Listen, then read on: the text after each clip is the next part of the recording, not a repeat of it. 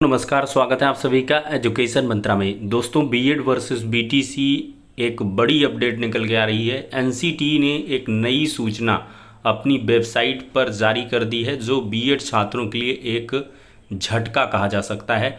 BPSC ने स्पष्ट किया है बीएड के छात्रों के बारे में और साथ ही साथ निगेटिव मार्किंग के बारे में भी स्पष्टीकरण आ चुका है। UP triple S C PET 2023 और साथ ही साथ एजीटीए वैकेंसी, इन सभी बिंदुओं पर चर्चा करेंगे, लेकिन इसके पहले एक छोटी सी इन्फॉर्मेशन। आज हम बात करने वाले हैं यूपी ट्रिपल एस सी पेट 2023 की बेस्ट बुक के बारे में, जो चक्षु पब्लिकेशन की है। अगर इस पुस्तक की खास बात करें तो इस पुस्तक में सभी टॉपिक को कवर किया गया है। 2200 से अधिक महत्वपूर्ण बहुविकल्पीय प्रश्न रखे गए हैं और 6 सॉल्व्ड पेपर रखे गए हैं।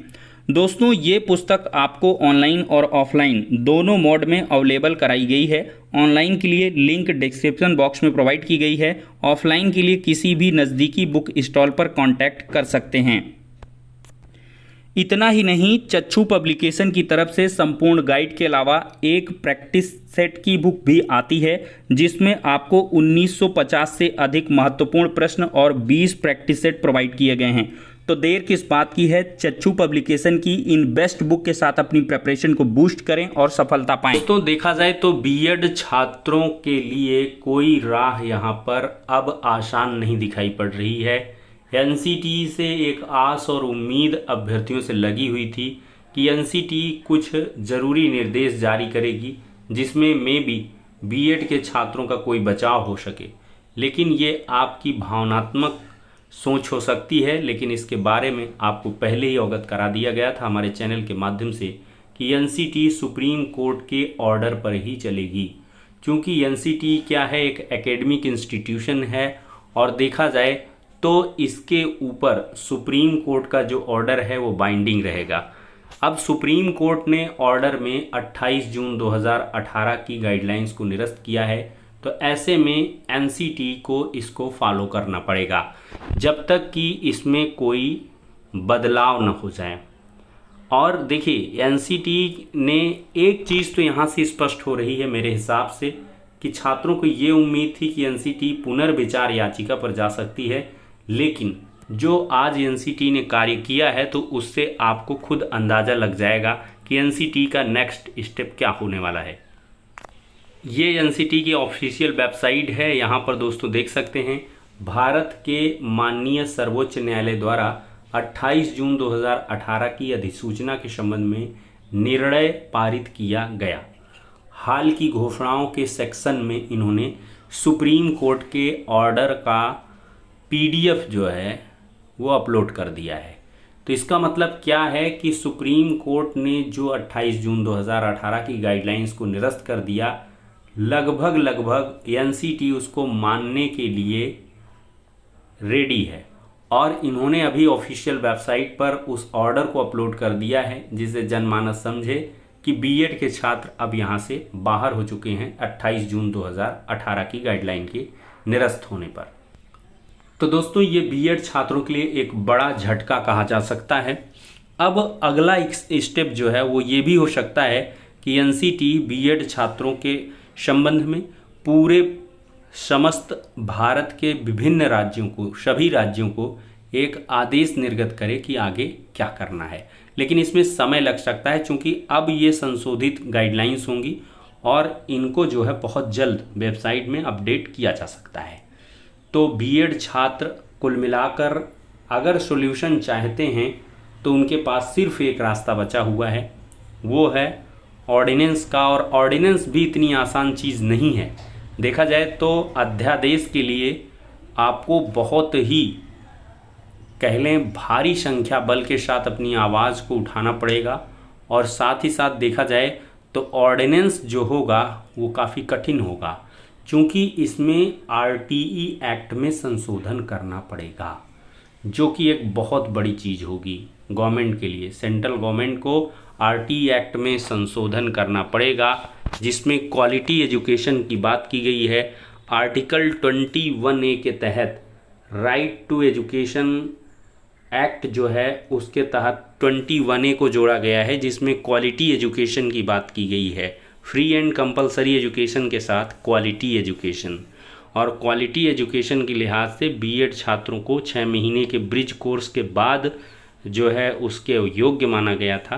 तो इस प्रकार से कुछ ये बड़े संशोधन करने पड़ेंगे, और फिर विभिन्न राज्य अगर इसमें आगे आएंगे तो फिर एक्सपर्ट की ओपिनियन ली जाएगी, एक्सपर्ट कमेटी बनेगी, और फिर फाइनली एनसीटी इस पर ऑर्डर लेगी या निर्णय लेगी, और फिर जो निर्णय होगा उसके आधार पर संशोधित गजट आएगा, और उसके आधार पर ये बहुत ही टिपिकल केस है, और तब जाकर बीएड वैलिड हो सकता है।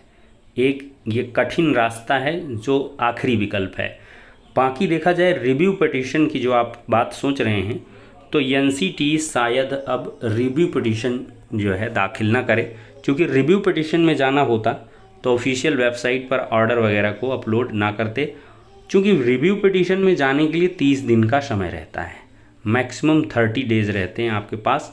30 डेज़ के अंदर आप अगर रिव्यू पिटीशन दाखिल कर रहे हैं तो वो परमिशिबल रहेगी, अन्यथा जो है उसको परमिशन भी नहीं मिलेगी। ठीक है, अब बीएड के छात्र चाहें तो वो रिव्यू पिटीशन में जा सकते हैं, लेकिन रिव्यू पिटीशन में देखा जाए दोस्तों तो कोई स्पेस नहीं बचा है, क्योंकि रिव्यू पिटीशन ऐसे पॉइंट पर रखी जाती है जिसमें कि कुछ कमियां रह गई हों, ऑर्डर में कोई स्पेस बच गया हो, कोई ऐसा डॉक्यूमेंट जो सबमिट आप ना कर पाए हों।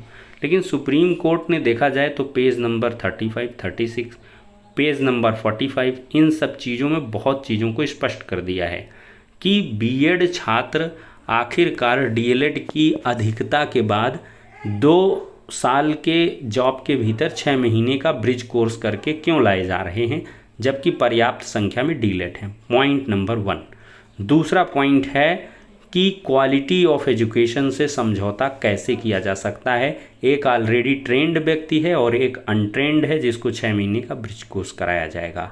तो ये सारे मुद्दे हैं जिनके आधार पर रिव्यू पिटीशन भी खारिज होगी, इसकी पूरी की पूरी उम्मीद दिखाई पड़ रही है। तो सारे तरफ से देखा जाए चौतरफा जो बीएड के रास्ते हैं वो धीरे धीरे बंद होते जा रहे हैं, और ये कठिन घड़ी है और इस वास्तविकता को आपको स्वीकार करना पड़ेगा। और एक ही विकल्प है, मैं हमेशा से कहता आया हूँ चैनल के माध्यम से, कि सरकार के पास विकल्प है, शिक्षा मंत्रालय या सेंट्रल गवर्नमेंट चाहे, और आवश्यक जो ऑर्डिनेंस हैं संशोधन करने होंगे, बड़े संशोधन, उनके आधार पर बीएड को इंसर्ट किया जा सकता है। अब चलिए चलते हैं बीपीएससी की तरफ से।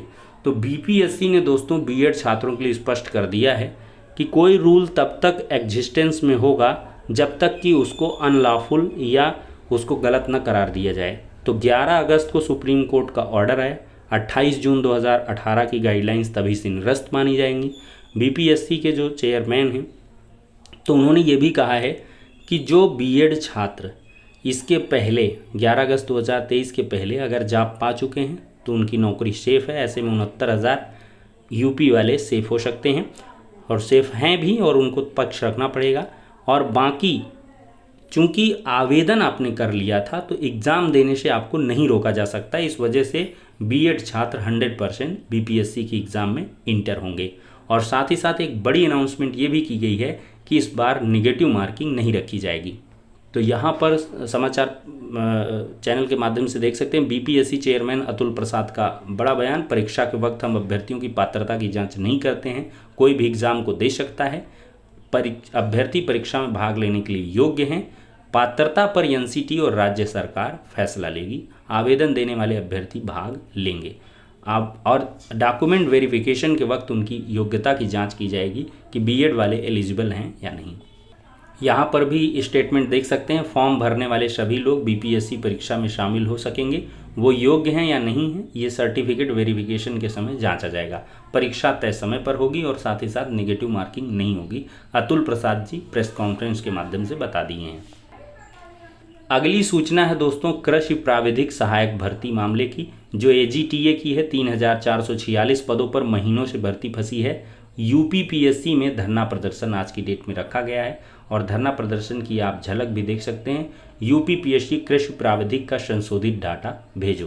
तो संशोधित डेटा यूपीपीएससी की तरफ से नहीं भेजा जा रहा है, और यूपीएससी को ये एग्ज़ाम कंडक्ट करवाना है, इसका विज्ञापन निकलाना है। तो इस वजह से ये मामला आज जो है फंसा हुआ है, आज की डेट में प्रदर्शन भी हुआ है। बाकी दोस्तों UPSSC पेट 2023 की सूचना ये है कि इसके ऑनलाइन फॉर्म की जो लास्ट डेट है वो नज़दीक आ रही है, 30 अगस्त लास्ट डेट है। लेकिन लास्ट डेट का इंतज़ार किए बिना आप लोग जल्द से जल्द फॉर्म को भर लें, क्योंकि UPSSC पेट 2023 के आधार पर आपको बहुत सारे महत्वपूर्ण भर्तियों के विज्ञापन देखने के लिए मिलने वाले हैं। तो फिलहाल के लिए दोस्तों ये हो गया आज के इम्पोर्टेंट वीडियो। नेक्स्ट में